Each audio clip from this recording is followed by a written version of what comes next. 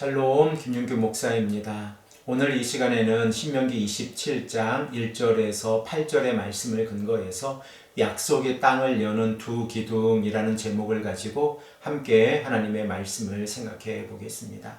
신명기 27장의 말씀은 이스라엘 백성들이 요단강을 건넌 후 가나안 땅에서 행해야 할 언약갱신의 의식에 관하여 구체적으로 기록하고 있습니다. 오늘 우리가 함께 생각하고 있는 1절에서 8절의 말씀은 율법의 기록과 예배의 제단에 관한 내용입니다. 이스라엘 백성들은 지금 요단강 앞에 서 있습니다. 그러므로 이스라엘 백성들이 요단강을 건너 가나안 땅에 들어가게 되어지면 그들은 하나님께서 허락해 주시는 젖과 꿀이 흐르는 땅에서 그 땅을 정복하고 하나님의 백성으로서 언약의 공동체로 살아가야 합니다. 모세는 비록 언약의 백성들과 함께 가나안 땅에 들어가지는 못하지만 이스라엘 백성들이 단순히 가나안 땅을 정복하는 것을 뛰어넘어서 언약의 백성으로서 정체성을 가지고 살아가기를 간절히 소망하고 있습니다. 그러므로 언약의 백성들이 요단강을 건넌 후 모세는 두 가지 핵심적인 의식을 행하라 라고 오늘 본문에서 말씀하고 있는데 그 첫 번째 의식이 율법을 기록하는 것이고 두 번째 의식이 백성들이 예배의 제단을 쌓는 것입니다.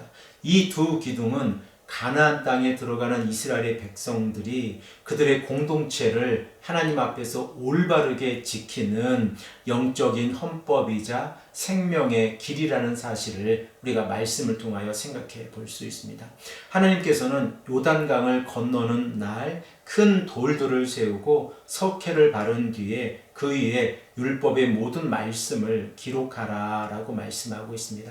우리 다 함께 1절에서 4절의 말씀 그리고 8절의 말씀을 읽겠습니다. 먼저 1절에서 4절의 말씀입니다. 모세와 이스라엘 장로들이 백성에게 명령하여 이르되 내가 오늘 너희에게 명령하는 이 명령을 너희는 다 지킬지니라. 너희가 요단을 건너 내 하나님 여호와께서 내게 주시는 땅에 들어가는 날에 큰 돌들을 세우고 석회를 바르라. 요단을 건넌 후에 이 율법의 모든 말씀을 그 위에 기록하라. 그리하면 내 하나님 여호와께서 내게 주시는 땅 곧 젖과 꿀이 흐르는 땅에 내가 들어가기를 내 조상들의 하나님 여호와께서 내게 말씀하신 대로 하리라. 너희가 요단을 건너거든 내가 오늘 너희에게 명령하는 이 돌들을 에발산에 세우고 그 위에 석회를 바를 것이며 8절의 말씀도 함께 읽겠습니다. 너는 이 율법의 모든 말씀을 그 돌들 위에 분명하고 정확하게 기록할지니라. 돌에 율법을 기록하는 것은 하나님의 법이 개인의 영역에 한정되는 것이 아니라 언약의 백성들을 다스리는 국가적인 헌법이 되었음을 강조하는 것입니다. 율법은 보이지 않는 곳에 숨겨두는 것이 아니라 모든 백성들이 보고 읽을 수 있도록 공개적이고 접근 가능해야 합니다. 그러므로 8절의 말씀을 우리가 다시 한번 보면 이 율법의 모든 말씀을 그 돌들 위에 분명하고 정확하게 기록하라 라고 말씀하고 있습니다.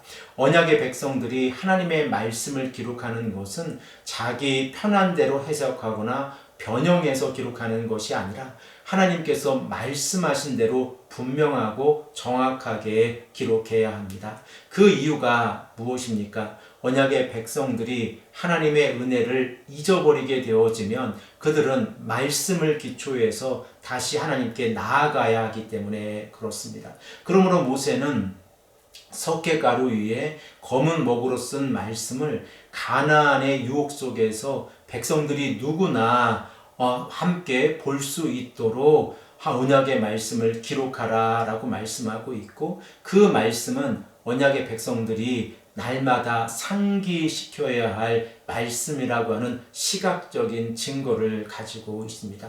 그리고 오늘 본문 말씀 5절에서 7절 상반절의 말씀을 보면 말씀의 돌비를 세운 후에 그 곁에 하나님을 위한 제단을 쌓으라 라고 명령하고 계십니다. 그런데 이 제단에는 아주 독특한 조건이 붙어 있습니다. 우리 이 시간에 5절에서 7절 상반절의 말씀을 읽겠습니다. 또 거기서 내 하나님 여호와를 위하여 제단 곧 돌단을 쌓되 그것에 쇠 연장을 대지 말지니라. 너는 다듬지 않은 돌로 내 하나님 여호와의 제단을 쌓고 그 위에 내 하나님 여호와께 번제를 드릴 것이며 또 화목제를 드리고. 하나님께서는 제단을 만드는데 새 연장을 대지 말라라고 말씀하고 계십니다. 이것은 인간의 인위적인 기술이나 장식 또는 자신의 공로가 예배에 들어가지 아니하도록 주의하라라고 말씀하고 있는 것입니다. 참된 예배는 인간의 화려함이 아닙니다. 참된 예배는 하나님께서 우리에게 말씀하신 그 말씀으로부터 기초되어진다는 사실을 우리가 생각해 볼 수 있습니다. 그러므로 언약의 백성들은 하나님 앞에서 온전히 하나님의 말씀에 순종함으로 예배의 제단을 쌓아야 합니다. 이 예배의 제단 가운데에서 번제와 화목제를 드리는 이 행위를 우리가 생각해 보아야 하는데, 먼저 번제는 하나님을 향한 온전한 헌신을 의미하고 있고, 화목제는 하나님과 맺어진 언약 안에서 누리는 언약의 백성들의 화평과 그리고 친교를 의미합니다.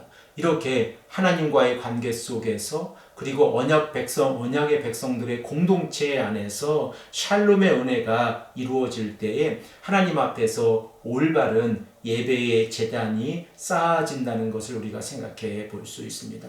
본문 7절의 말씀, 하반절의 말씀을 보면 거기에서 먹으며 내 하나님 여호와 앞에서 즐거워하라 라고 말씀을 하고 있습니다.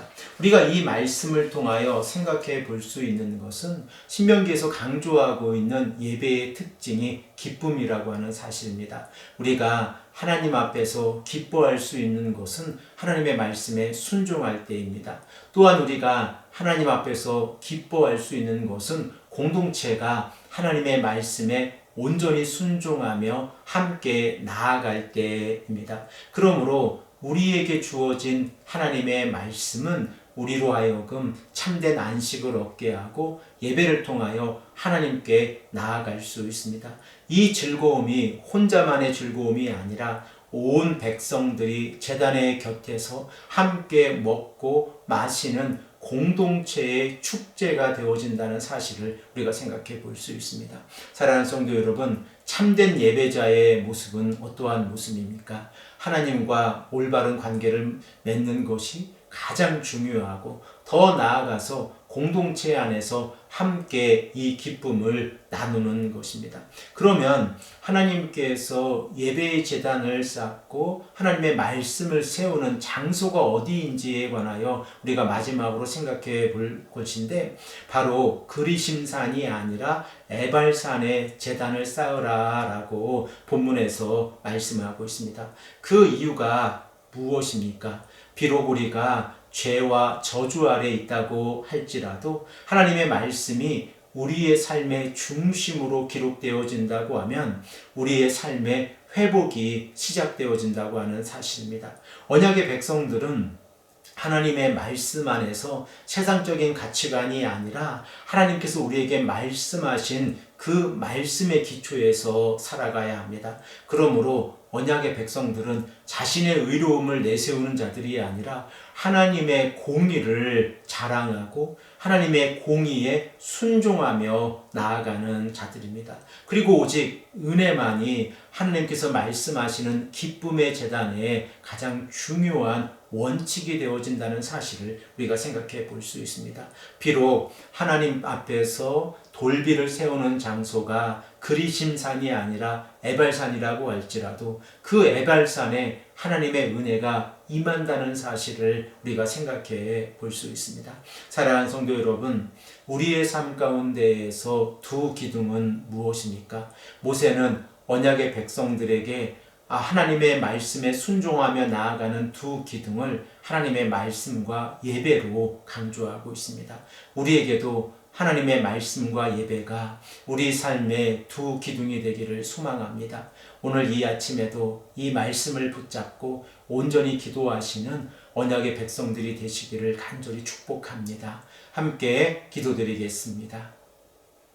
아버지 하나님 감사합니다. 오늘도 우리에게 말씀해 주셔서 언약의 백성들이 이 땅에서 살아가는 두 기둥 곧 말씀과 예배에 관하여 생각해 보게 하시니 감사합니다. 아버지 하나님, 우리가 하나님의 말씀을 늘 가까이 하고 기억하며 그 말씀에 순종하게 하시고 예배자의 삶으로 살아갈 수 있도록 인도하여 주시옵소서. 감사드리며 사랑에 많으신 예수 그리스도의 이름으로 간절히 기도드립니다. 아멘.